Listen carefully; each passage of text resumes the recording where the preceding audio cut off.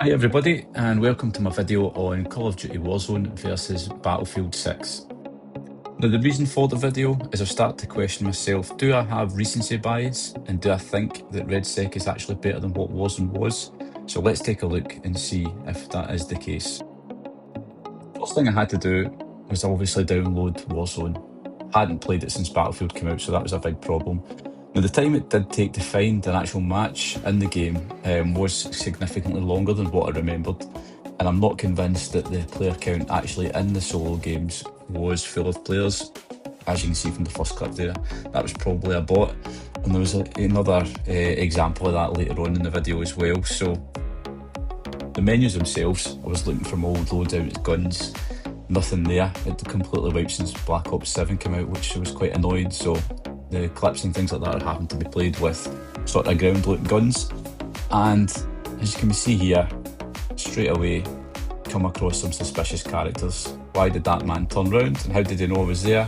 Just walked right on and shot me straight away. And look at the camo on the gun.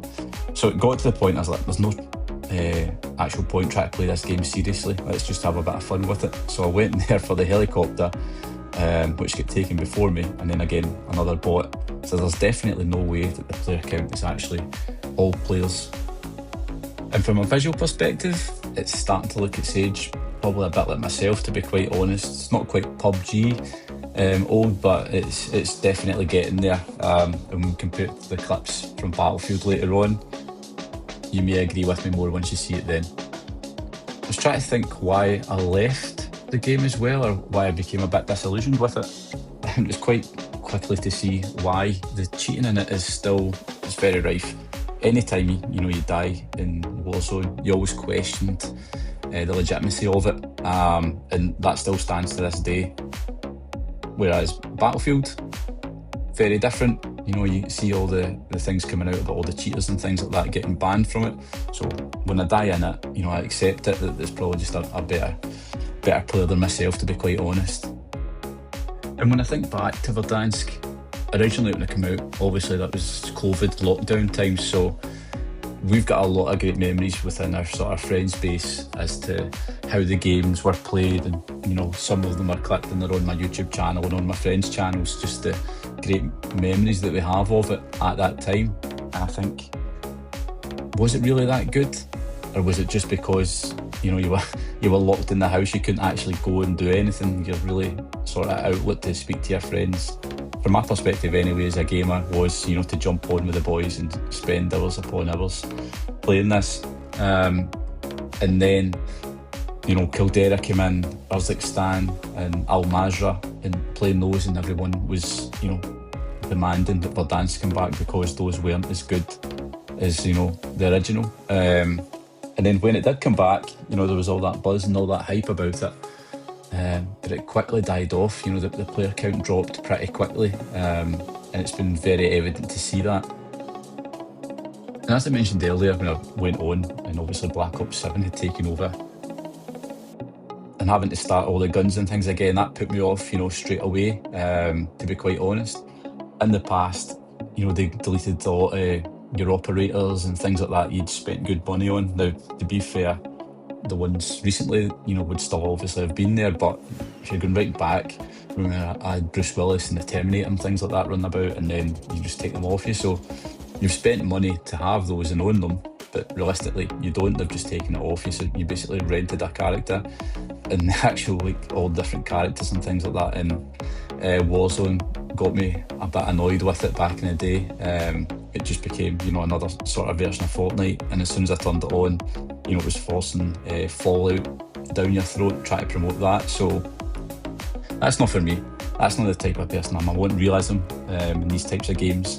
So if you're into that, fair play, and I hope you enjoy running about as Nicki Minaj and things like that in the past. But I prefer, if I'm playing a sort of warlike shooting game, that the operators actually look like soldiers. And when I played it again, did I enjoy it?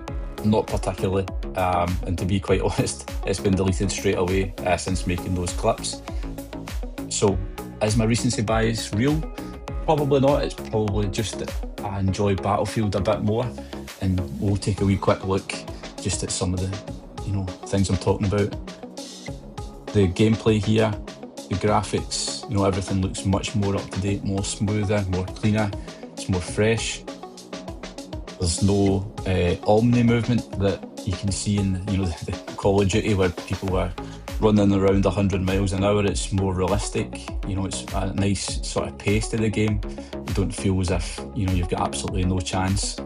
Now, the only probably flaw that I've got with it is that there's, again, a lack of solos in it. So if you don't have any friends on that play the game, you're relying on getting paired with, you know, a random player.